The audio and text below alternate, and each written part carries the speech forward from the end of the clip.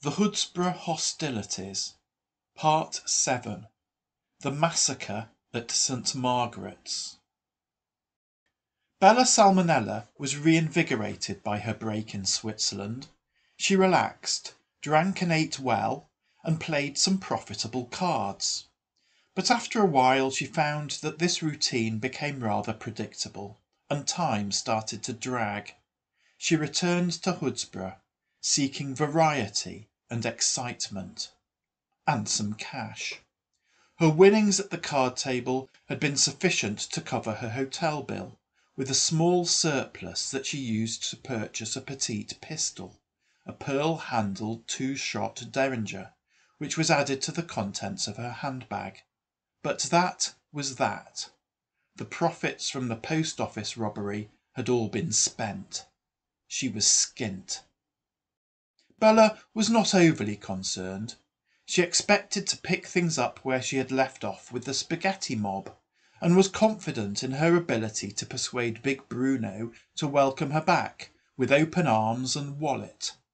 She was therefore somewhat disconcerted to find that the spaghetti mob had gone out of business, and that Big Bruno had been driven out of town by Red Quentin. She then went to the flat of her old friend Ernie the Ox, only to discover that he was in the Hoodsbrough Hospital, recovering from his battering at the hands of the local constabulary. She looked up the visiting hours, used her last loose change to buy a bunch of grapes, and turned up at his bedside. Bella learned many interesting things from Ernie.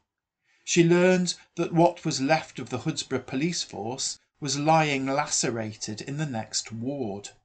She learned that Fred the fella, who had a particular grudge against her, was dead. And she learned that Tree Surgeon Trevor was the man of the moment in Hoodsborough's criminal underworld, but that, as a result of the casualties inflicted on his gang, he was currently acting as a sole trader. She determined to pay him a visit. Tree Surgeon Trevor still lived with his mother. When Bella Salmonella turned up on the doorstep, he had no chance. In double quick time, Bella was wearing a new fur-trimmed coat and carrying a purse full of banknotes, and Trevor had a girlfriend, a partner not only in love, but also in crime. Having met her immediate needs, Bella considered the longer term. Trevor might be Hoodsborough's king of the criminal castle for now, but Big Bruno had discovered that a king can always be deposed. Bella had no desire to see history repeat itself. Red Quentin needed to be taken out of the equation, and Mad Olga with him. Mad Olga had emptied both barrels of a shotgun at Bella, and that made Bella rather resentful. Trevor and Bella worked up a plan. It was simple. Deep in Red Quentin's territory was St Margaret Square. One side of the square was taken up by St Margaret's Church. An adjacent side was occupied by a row of shops. Trevor and Bella spent a happy hour in St Margaret Square. In that hour they visited each of those shops in turn. In each shop they spoke to the shopkeeper about insurance. In particular, they explained that taking out insurance prevented unfortunate accidents from occurring. This was generally the point in the conversation at which Tree Surgeon Trevor placed his chainsaw on the shop counter. An insurance premium was then quoted.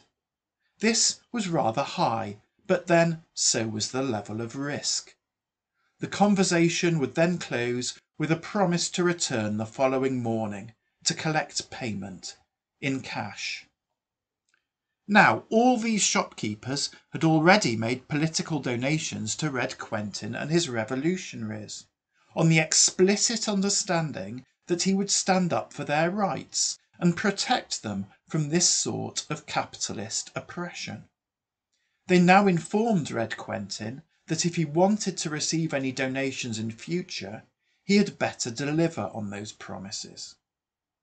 And so it was that the next morning Red Quentin was waiting with his baseball bat outside the shops in St Margaret Square.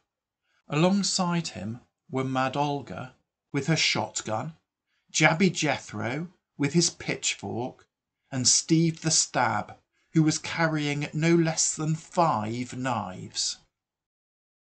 They did not have to wait long before Tree Surgeon Trevor emerged from an alley on the far side of the square.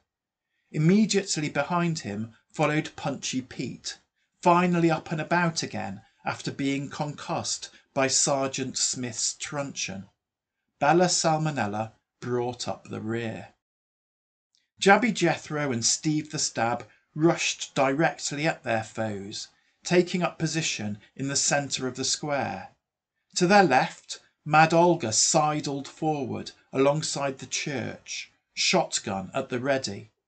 Red Quentin urged them on, but chose to lead from the rear, hanging back, waiting to see where his intervention might have most effect.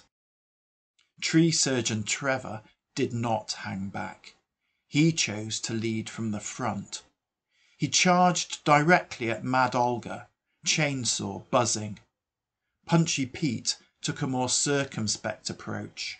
He advanced up the opposite side of the square, interposing a conveniently parked delivery vehicle between himself and Mad Olga's shotgun. Bella Salmonella remained in place, but she did reach into her handbag for her pistol. Steve the Stab ran at Punchy Pete and thrust a knife into his arm. Pete staggered back, bleeding profusely. Meanwhile, Mad Olga hastily discharged a barrel of her shotgun at the onrushing Trevor. But she was somewhat too hasty, and the pellets went wide. Red Quentin strode purposefully toward Tree Surgeon Trevor, shouting at Olga to fall back out of harm's way. But before she could do so, Punchy Pete sprinted across the square and barreled into her, arms wildly swinging. He abjectly failed to make any contact. And now Jabby Jethro joined the mix, stabbing at Trevor with his pitchfork. Bella Salmonella glided elegantly forward, observing proceedings with interest, while languidly smoking the cigarette that smouldered in the ebony cigarette holder in her left hand. Steve the Stab saw her coming and sprang into action. Before Bella could raise the pistol that she still clutched in her right hand, Steve was upon her, blade flashing, slashing at her chest. Bella turned and ran. Showing remarkable agility for one wearing a pencil skirt, she flew over a fence into the back garden of a nearby house, where she cowered. The knife had cut a gash right across the front of her new coat, but otherwise she was unharmed. Over by the church, things were hotting up. Mad Olga withdrew, leaving the menfolk to duke it out hand to hand. Red Quentin laid Punchy Pete out with a single blow of his bat. Jethro lunged at Trevor once more, but Trevor parried, slicing through the shaft of Jethro's pitchfork, reducing it to a stick. And a stick is not an adequate weapon with which to confront a chainsaw-wielding killing machine. Trevor swung the chainsaw again, and this time he sliced through Jabby Jethro with terminal effect. And now Tree Surgeon Trevor and Red Quentin, the two titans of the Hoodsbrough underworld, faced off against each other, each seeking the mastery. Quentin struck first. Trevor sidestepped, raised his chainsaw, and chopped at Quentin, who was not so agile. Bleeding profusely, Quentin struck at Trevor once more, but again he missed. Trevor's chainsaw descended a second time, inflicting yet more bloody lacerations on Quentin's torso, throwing Quentin back. Mad Olga circled, looking to get a clear shot at Trevor. But Quentin did not wait to see if she succeeded. He staggered away, around the side of the church, a blood-soaked mess. Meanwhile, Steve the Stab strolled after Bella, wandering up to the fence she had hurdled and sticking his head over to have a look. There was a crack from Bella's pistol, and Steve ducked back down behind the fence, sharpish, clasping his hand to the side of his head, blood trickling between his fingers. The small caliber bullet had ploughed an ugly furrow through his ear. Steve the Stab did not appreciate being shot. He popped back up like a jack-in-the-box and hurled a knife at Bella. It whistled just over her head and embedded itself, quivering, in the fence behind her. Bella decided it was again time to move on. She hurled herself over yet another fence and around the back of a row of terraced cottages, with Steve the Stab in hot pursuit. Bella was quick, but Steve was quicker. As he closed on her, Bella once more reached into her handbag and turned to face him. There was a click, and suddenly a bright blade gleamed wickedly in her right hand.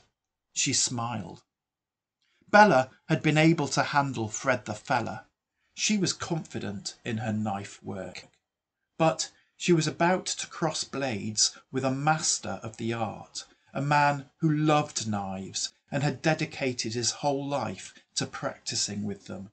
Steve smiled back and adopted a fighting stance, blood still running in rivulets down his neck. And then Steve the Stab struck, snake-like, in and out.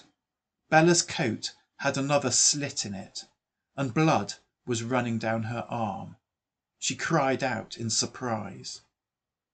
Tree Surgeon Trevor heard that cry, and even as Mad Olga raised her shotgun, Trevor turned and ran to Bella's aid. Olga took the opportunity to reload the barrel she had previously discharged, and then followed him.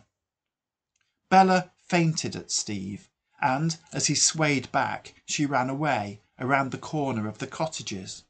Once again Steve pursued her, but as he rounded the corner, Bella turned and lunged straight at him. Unprepared for this unexpected assault, Steve careered straight onto the blade of Bella's flick knife, which passed between his ribs and deep into his heart. His death was instantaneous. Bella Salmonella paused and took a deep breath. She could hear Trevor calling, asking if she was all right.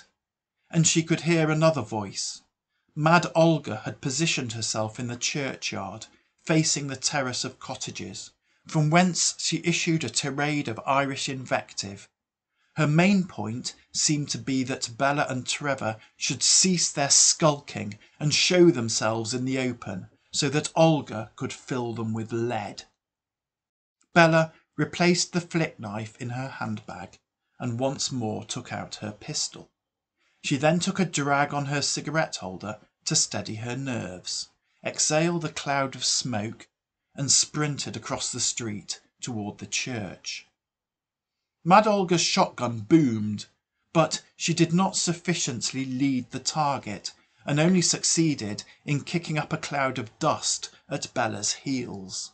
Bella was unscathed and took cover behind a buttress at the corner of the church. And now Trevor was coming. He was fond of Bella, in his way, and did not take kindly to Mad Olga shooting at her. Taking his customary direct approach, he charged straight at Olga, chainsaw a-buzzing. Olga raised her shotgun, but before she could fire at the onrushing Trevor, Bella popped up from behind her buttress and shot at her. The bullet did not inflict any significant injury upon Olga, but it did distract her sufficiently that her shot at Trevor went wide. And now Trevor was upon her. Olga desperately shoved new shells into her now empty shotgun, but to no avail.